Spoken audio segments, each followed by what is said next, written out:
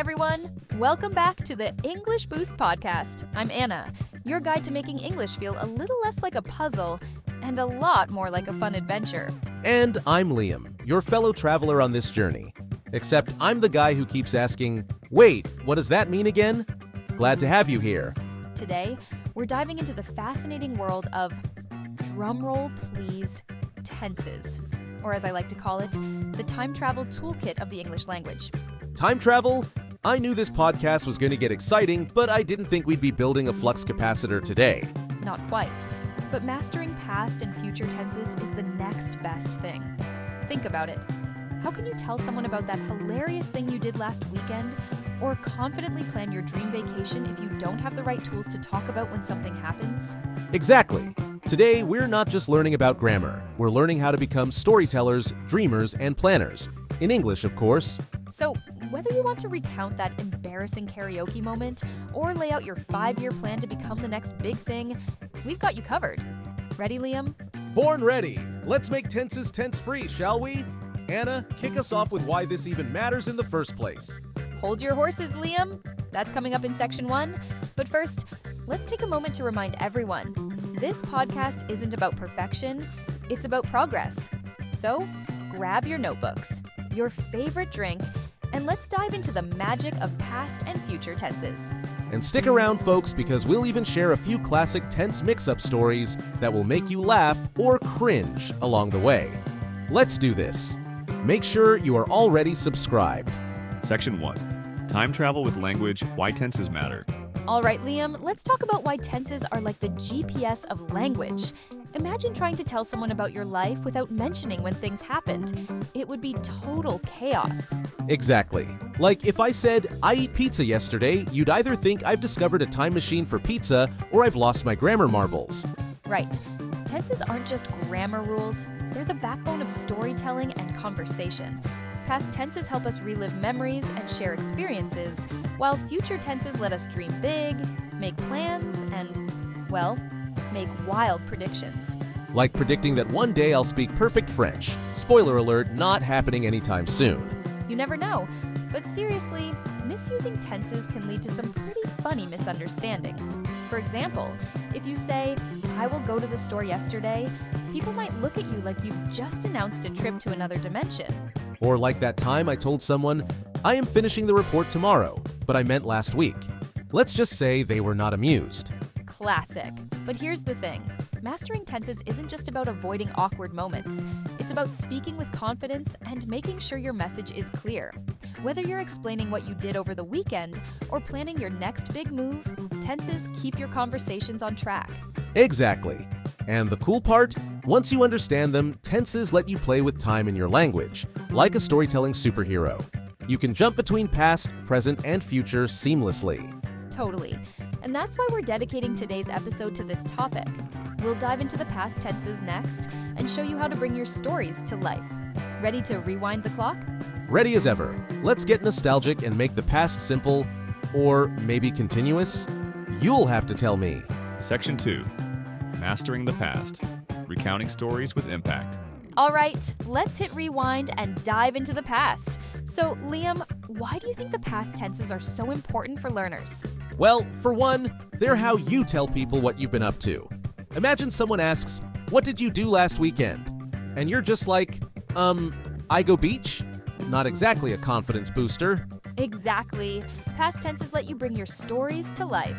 They're your secret weapon for sharing funny moments, unforgettable memories, or even just telling your boss you completed that report. Let's break it down. Hit me with it, Anna. First, we have the past simple, the backbone of storytelling. It's for actions that are finished, done, kaput. For example, I watched a movie last night. Easy, right? Simple enough, but what if I want to say the movie was so boring I fell asleep during it? Great question. That's where the past continuous comes in. It's for actions that were ongoing in the past. Like, I was watching a movie when I fell asleep. See how it paints a more vivid picture? Ah, so it's like the storytelling spice. Got it. What about when I want to sound extra fancy? You know, impress people at dinner parties. For that, you've got the past perfect. This one's for actions that happened before another past action. Like, I had already eaten dinner when they brought dessert.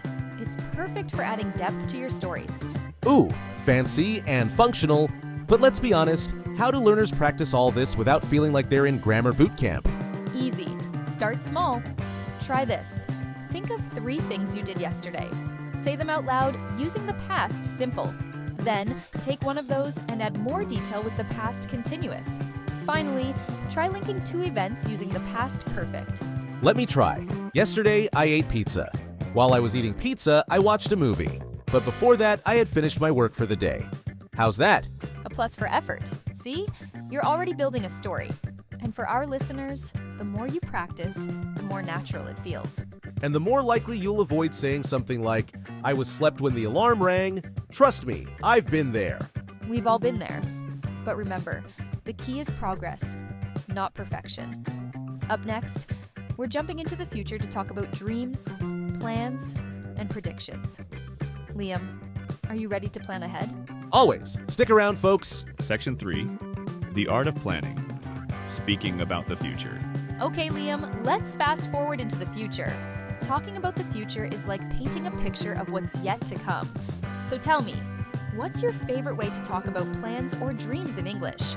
Ooh, definitely with going to. It feels like I'm making a solid promise, you know? Like, I'm gonna start running every morning. But let's be real, I'm probably just going to snooze my alarm. That's relatable. Going to is perfect for plans and intentions. Like, I'm going to study tonight, or she's going to travel next summer. But there's another way to talk about the future that's equally powerful, using will. Ah yes, the good old will. But isn't that more for predictions or decisions made on the spot? Exactly. If you're making a spontaneous decision, you'd say, I'll grab a coffee. Or if you're making a prediction, like, it'll probably rain tomorrow, think of will as your go-to for quick thinking or crystal ball moments. Got it. But what about when I want to sound extra cool and talk about things in progress in the future? Is there a way to do that? Absolutely. That's where the future continuous shines. It's for actions that will be happening at a specific time in the future. Like, this time tomorrow, I'll be relaxing on the beach. Doesn't that sound dreamy? Dreamy and useful. I can already see myself saying, next week I'll be working hard on my fitness goals, while secretly eating chips. Well, it's the thought that counts. But seriously, future tenses are your best friend for expressing dreams, setting goals, or even scheduling plans. Want to practice? Sure. Okay, here's one. I'm gonna start cooking more often. Then, by next month, I'll have mastered one new recipe. And tomorrow I'll be shopping for ingredients. How'd I do? That's fantastic. See how you used all the different future forms? You've planned, predicted, and set goals all in one go. So, for our listeners, the challenge is simple. Think about something you want to achieve in the future. Use going to for the plan, will for a prediction, and the future continuous to describe what you'll be doing at a specific time. Write it down and try saying it out loud. That's a great exercise, Liam. Up next, we'll tackle some of the most common mistakes people make when using tenses, because even the best of us get tangled up sometimes. Stick around. Section 4, Common Pitfalls. Avoiding tense confusion. All right, Liam, it's time to confess. What's the most embarrassing tense mistake you've ever made? Oh, easy. I once told someone I had been to the party tomorrow. They looked at me like I'd invented a new dimension of time travel. That's a classic. Mixing up tenses can lead to some pretty funny or confusing moments. But don't worry, listeners. We've all been there. Let's talk about the most common pitfalls and how to avoid them. Pitfall number 1, confusing the past simple with the past perfect. For example, saying, I finished my homework before I ate dinner, instead of the correct, I had finished my homework before I ate dinner. Exactly. The past perfect is all about showing which action happened first. If you skip it, the sequence can sound a bit off. It's like saying, I won the lottery after I quit my job, when you really mean, I had won the lottery before I quit my job. Big difference. Totally. Another common mix-up, using will for everything in the future. Like, I will go to the gym every week. It sounds okay, but it's better to say, I'm going to go to the gym every week for plans. Will works best for promises or predictions, not regular routines. Good point. And let's not forget the confusion between past continuous and past simple. For example, saying, I watched TV when the power went out, instead of, I was watching TV when the power went out. The continuous tense makes it clear the action was ongoing when something else happened. That one trips people up all the time. Oh, and here's another one. Using will when talking about the past, like saying, I knew he will come to the party. Nope, that should be, I knew he would come to the party. It's a sneaky little rule. Absolutely. The key to avoiding these mistakes? Practice and awareness. Pay attention to the time you're talking about, past, present, or future, and choose your tense accordingly. And don't be afraid to slow down and think before you speak. And for our listeners, here's a quick tip. Write down a few sentences in different tenses and mix them up. Then challenge yourself to identify the mistakes and fix them. It's like a grammar puzzle, fun and educational. Love it. And remember, mistakes are part of the learning process. Don't be afraid to make them, because they're the best teachers. Coming up, we'll show you how to connect all these tenses seamlessly and make your conversations flow like a pro. Section 5, Bridging the Gap. Connecting past, present, and future. All right, Liam, it's time to bring it all together. Let's talk about how tenses work as a team to create smooth, engaging conversations. Ready to connect the dots? Absolutely. But let's be real. Sometimes it feels like past, present, and future are on different planets. How do we make them play nice together? Great question. The trick is to think of tenses as puzzle pieces that form one big picture. For example, let's say you want to talk about how your past experience influences your future plans. You could say, I learned to cook when I was younger, and now I'm going to open a restaurant. See how past and future connect? So it's all about transitions. Like if I said, I had studied English for years before I moved to London, and now I'm speaking it every day. Past perfect flows into present tense like magic. Exactly. And you can do the same with future plans. For example, I'm practicing guitar right now because next year I'll be performing on stage. Smooth transitions keep your listener engaged and your message crystal clear. Love it. But what about those tricky moments when you're reflecting on the past to plan for the future? Any pro tips? For sure. Start with the past to set the stage, then shift to the future. For example, I struggled with time management last year, but now I'm organizing my schedule because I'm going to launch my own business soon. It's all about showing growth and connecting the dots. And what about adding a bit of flair, like storytelling style?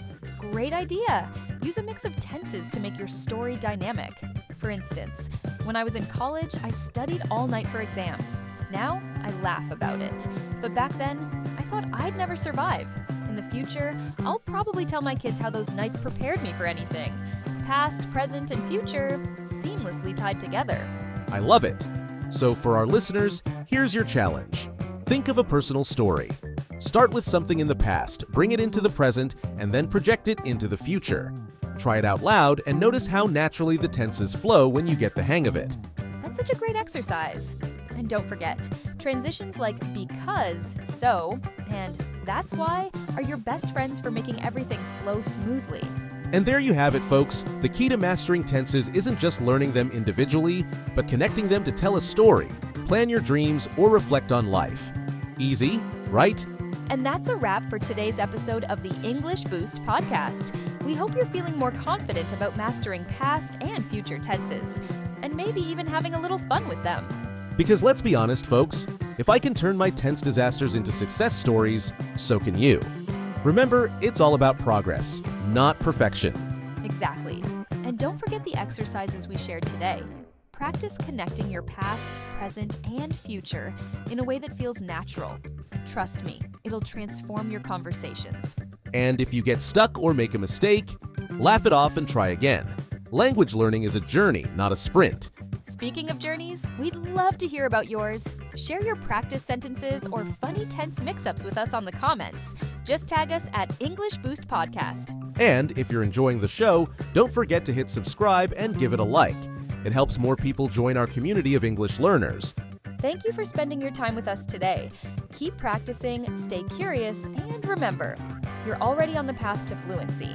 Until next time, keep boosting that English, and we'll see you in the future. Tense. Get it? Future tense? Oh, Liam, and on that note, bye everyone. See you next time.